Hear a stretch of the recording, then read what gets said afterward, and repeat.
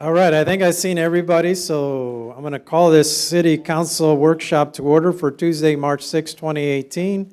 And for the record, the entire council is present. And first thing on our agenda is DS 18-020, discuss agenda items for the regular City Council meeting of March 13, 2018. And first thing on there is our minutes from our last council meeting, MN 16-005, consider minutes of regular City Council meeting of February 27, 2018. Anybody got any questions or comments on those? All right, seeing none, we're just going to go ahead and move on to our resolutions. RS 18-013, consider memorandum resolution authorizing the purchase of turnout gear for the fire department. Chief Brank, welcome.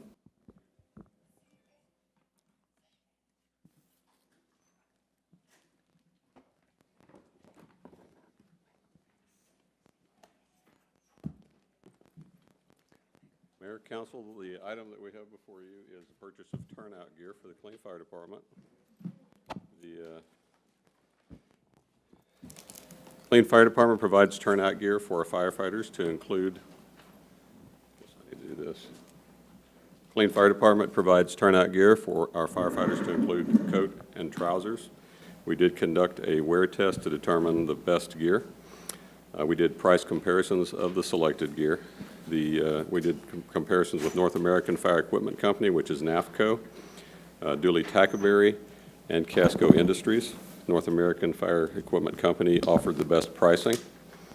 The alternatives would be to defer the purchase. Eventually, we would have to purchase the gear regardless at a later date, or purchase the turnout gear that offers the greatest protection for our firefighters at the lowest price, lowest cost. Financial impact is $91,494. Sorry, $91,494. It is a budgeted expense. There's no additional funding required. It does conform to city policy. North American Fire Equipment Company's buy board contract 52417 is effective through March 31st of 2020. And staff recommends that the city manager be authorized to execute the purchase of the turnout gear from North American Fire Equipment Company through a buy-board cooperative contract, and that the city manager or designee is expressly authorized to execute any and all change orders within the amounts set by state and local law. I'd be happy to take any questions you might have. Any questions? All right, we're just going to go ahead and move on to the next item, which is also yours, Chief Brank, RS 18-014, consider memorandum resolution approving the Interlocal Mutual Aid Agreement for Fire Services.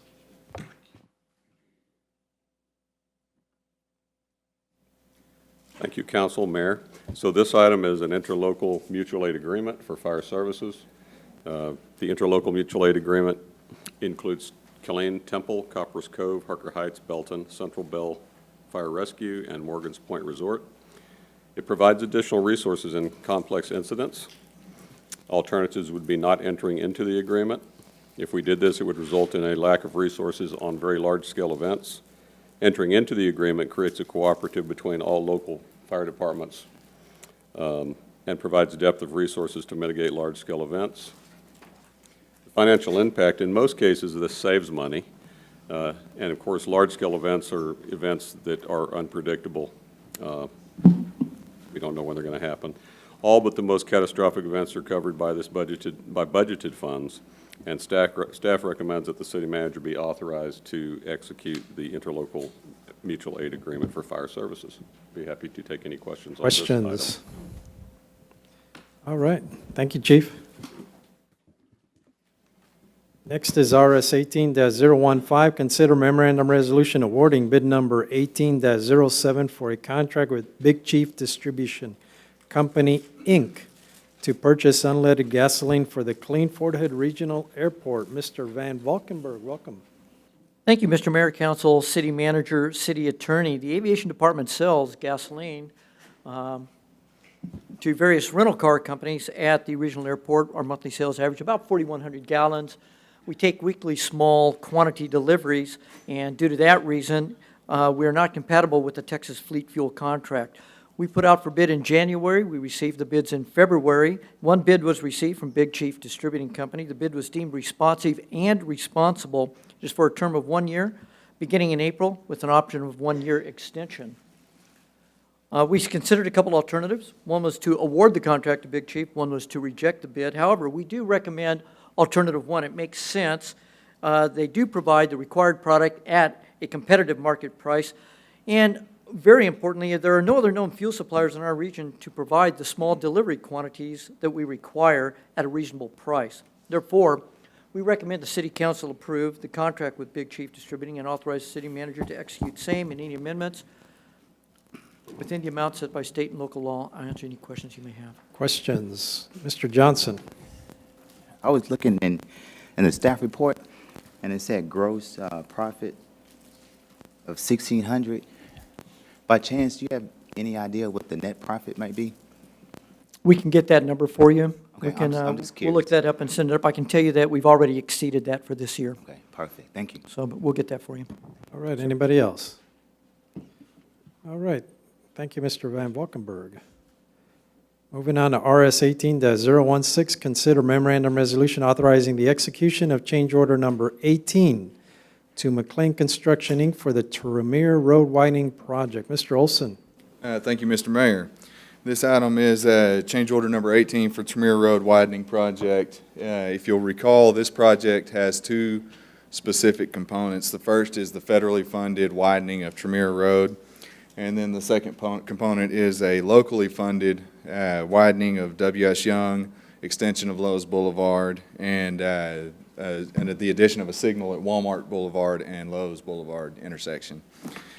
Change order 18 is the administrative cleanup for overruns and underruns associated with the local projects, that is the W.S. Young, Lowe's, and Walmart Boulevard.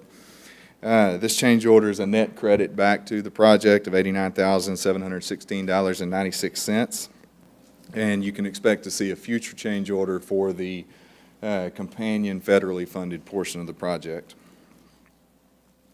We did consider multiple alternatives in this instance. The first is to reconcile the bid items through this change order. That allows us to be consistent and with what we've done historically and follow good practices of closing out projects. Second two items both involve not reconciling that. One, we could not reconcile it, close the project with an open balance. That causes some concerns for us in future audits, and it's not what we practice historically. The second is also that we could consider doing both the locally and federally funded items as a single change order. However, we're not recommending that because it's not the practice that's been done on this project to date. Therefore, city staff recommends that city council authorize the city manager to execute change order number 18, decreasing the contract amount by $89,716.96, and I'll take any questions.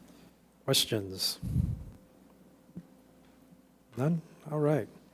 RS 18-017, consider memorandum resolution authorizing the acceptance of 24 tracts of land from the Texas Department of Transportation for portions of FM 439 that the city currently maintains. Mr. Olson? Thank you again, Mayor. This is 24 tracts of right-of-way associated with what used to be the old FM 439 corridor. We'll look at a map here shortly that will identify this a little better. But the city's been maintaining these tracts by our records as far back as I can track to the early 70s. Just speculating at that time, it seems like the official transaction of right-of-way never occurred between the state and the city. We continued to maintain, and the state maintained that right-of-way. It's an administrative action to clean up this longstanding issue, and there is no financial impact associated with this, as we have these roadways built into our current budget, and we have been maintaining them. What you see is a map here that shows where that is from W.S. Young along Rancier. It's labeled 439 there, but it's actually East Rancier, north along North 38th Street, and then continuing east along Lake Road, north along 60th to West Cliff, and then that ties back into FM 439 towards the eastern city limits of Killeen. Staff is recommending the City Council ratify the acceptance of these tracts to clarify ownership and maintenance responsibilities, and I'm happy to answer any questions. All right. Mr. Harris? Evening, sir. When you talk about we've been maintaining the tracks, what do you mean by maintaining? We've been maintaining the roadways contained within this right-of-way. West Cliff Road, as you previously saw here, we've maintained since the probably 74 timeframe when that roadway was constructed. Same with 60th Street and Lake Road were both 72, 73 timeframe. Okay. 38th was around that same early to mid-70s timeframe. It's been in our maintenance inventory. However, there was just the official piece that was the deed associated with it somehow got dropped way back when. Okay, so the, so as far as the roads, they are city roads, though? Correct. Okay, okay, so it's just, like you said, the tracks on the side and everything like that? Correct. Okay, thank you, sir. All right. Anybody else?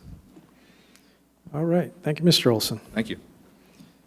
All right, we're moving fast. Wow. And we only got one more item. DS 18-021, discuss advocacy position on charter provisions. This is an item that a couple of council members had questions on, and our city attorney emailed everybody about that, and I just asked her to come up here and do a quick presentation to see if anybody had any questions for her. So, Ms. Davis, welcome. Thank you, Mayor. Yes, this is just a follow-up on the email that I sent you all last week that had the memo about what's allowable and not allowable regarding advocating for or against charter amendment issues. And this is a memo that I send out anytime we have a charter amendment election, because while everyone is very familiar with what is and is not allowed regarding individual candidates, sometimes it's a little more confusing how the law applies to advocating for or against charter amendment issues or any other ballot issue that may be on either our ballot or on a state or county ballot. All right, the background is that the Texas election law prohibits a city officer or employee from knowingly spending or authorizing the spending of public funds on political advertising. Violation of this law is a Class A misdemeanor, which could result in up to 180 days in jail or a $2,000 fine or a combination of both. So it is very important that both you as council members and we as employees know and understand this law and know what it means. Okay, practically, the limitations of this law are that we are not allowed to either advocate for or against a charter amendment issue or for or against a candidate during council meetings or these workshops on our government access channel, on the City of Killeen website, or on the City of Killeen Facebook page, and that's because all of those are created, maintained, supported by City of Killeen funds. Also, we are not allowed to advocate any of those political positions on materials sent using the city email system, on city electronic devices, on city letterhead, or using the assistance of city employees. And one thing I didn't put on there, but there is a Texas Ethics Commission opinion on use of the city logo as well, because that was created using city funds. Now, where are you allowed to express your opinion? Basically, you're free to express your opinion both on candidates and on other ballot issues when public funds are not spent in the process. So if you're on your own time, using your own resources, you are more than welcome to say whatever it is that you want to say. If you're unsure, what I suggest is, since you are all pretty familiar with when you can and can't say vote for a candidate, think about that. In this circumstance, if it would not be appropriate for you to say vote for me, then it's not going to be appropriate for you to say vote for or against this charter issue. And the only exception is that cities may prepare and distribute a purely factual document describing the measures on the ballot, as long as it does not advocate either for or against the passage of that measure. And the city staff will produce such a factual document that will be provided and available to all the citizens as part of our education campaign, and that is consistent with what we do anytime we have a charter amendment election. Again, not advocating for or against the proposals, but making sure that the citizens are aware of the issue so they can decide for themselves whether to vote for or against the issue. And that's really all that I have, and I'd be happy to answer any questions. Any question, Mrs. Fleming? Thank you, Mr. Mayor. Bless you. Thank you. So the last question, you said you will provide material for the citizens to understand Yes. the proposition. When will that material be available? We're working on it this month, and it's to be available at the end of this month for inclusion into the April utility bills, and then we will also put it on our city's website, on our Channel 10, and anywhere else that Ms. Shine can think of to put it so that the citizens can see it. Okay, so another question, which I will continue on this. Okay, if this document comes out for us to sort of train the citizens, and some of them may not be aware and some of them are aware, and they may ask, could I see a copy of this? Is that feasible? to do Oh, that? absolutely. It will be completely available to the public. Okay, so I can make copies to give some of the people that may Absolutely. ask me? Okay, Yes, thank you. ma'am. Thank you. And I think that's a good question, because I think that's one of the things that I've been mentioning to our city manager when this charter comes out. It's not to take sides, it's just to come up with something to educate our citizens. So, you know, I always said, if we as council members have a hard time understanding, I can just imagine our citizens, so. Yes, and will this be available by Friday? Because on my advisory board meeting Monday, I would like to give some of my citizens that copy. I Will it be don't available by then? think, Oh, the end of the month, okay, well, I'll let them know that something is coming about for them to read up. Thank you yes, so ma'am. much. You're Thank welcome. Mr. Thank Mayor. you. Did I see your hand up next, Mr. Johnson? Just a comment about the memorandum. I think it was very helpful, so thank Thank you you. for sending it out. Mr. Kilpatrick? Thank you, Mr. Mayor. On the first bullet, with, and just for my clarification, during this spring season, there are a lot of events that are coming up, which the city pays for a table, and we as elected representatives go to there. Since public funds are being expended toward that, and I've accepted that invitation, I'm going there free on the city's money, then I could take that to the next step and say, I'm not free to express my opinions on the charter at that patient or any other candidates, or a candidate is not to politic there at that point in time because they've accepted city funds to attend that function. that's a little bit of a gray area, but really it's two things you need to consider. Whether you are participating in political advertising, which is basically you are, it's a communication advocating the passage of something or, you know, a request to vote for or against something. And it has to be paid for. Basically, you're paying to put it in a newspaper, you're paying to run it on TV, or it's found in a campaign brochure or on a button or something that's clearly considered to be campaigning materials, or it's on an internet website. So those are the technical definitions. So I don't believe merely sitting at a table that's purchased by city funds would meet that definition. However, when I was talking to one of the attorneys at the Texas Ethics Commission, and they're the ones that monitor and enforce this law, about just those types of examples, and they strongly encouraged candidates not to do that. Anytime there's even the appearance that city funds or any government or public funds are involved in the reason why you're there, then they strongly encourage you just to not even approach that gray area and take the high road and make it very clear that you're not even going to get involved in that. So that is how they have advised. Even though it's probably technically not political advertising, it's close enough to that gray area that the Texas Ethics Commission has advised not to approach it. That's a good observation, because the scenario would be like, we're there, but then we buy an ad, because a lot of them will sell the ad in their book which says, vote for me. Right. And so in that scenario, take the high road, but it's a gray area. Yes, it is. And it follows on with bringing political signs, brochures, having them there. Now, if you bought your own ticket, Yeah. you decided not to accept the city's invitation to set it there and there's no public funds, then you would pay for your own $50 chair, $35 chair.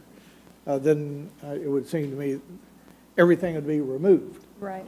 Because you as a free citizen, as a are able to do anything you want to as long as you're paying for what Right. that is. And the example that you use there is a little bit different, because if you brought a brochure, then that is clearly political advertising under the definition of political advertising, and then you're putting it at a table that's purchased with city funds. I think that would be clearly a violation. It's very similar to one of the examples the Ethics Commission has used, where I think it was a school district allowed any candidate to put any information in its offices available to the staff. And they didn't, it was open to anyone who wanted to. They didn't control it in any way, but that was still a violation because they were allowing campaign materials in a public-funded area. So I think with the city-funded table and campaign materials, I think it would be just like that example and would be a violation. Thank you, Mr. Mayor. Mr. Okry. Yes, Mr. Mayor, thank you. Just one point of clarification that you said, and I'm not trying to start nothing, but I just got to say this. When you say that we don't know what we're talking about around this table, I speak for myself, because I know what I'm talking about when I come here. Now, we come and do we come together. It takes four of us to do anything. But as far as not understanding, I know how to get the information and who to go to understand. So I think that that needs to be qualified and quantified. And we're talking about what here again? Yeah, you made a statement that we don't, sometimes we don't know what we're talking about around this table. And I'm just saying that's not the council as a whole. We vote and move as a council, but we have to come together and have to understand what the things that we're talking about, and that takes reading. So everybody has to prepare for that. So I think it's just a misnomer to say we don't know what we're talking about. I speak for myself. All right, Thank you. thank you. Ms. King, you had a question? I could ask her offline, thank you. Okay, anybody else? All right, thank you, Ms. Davis. You're welcome, sir. And that was it, quick meeting, so motion to adjourn. Motion by Okry, second by Nash King. We are, all those in favor of adjourn, just say aye. Sorry, aye. We are adjourned. I'm already up. For the record.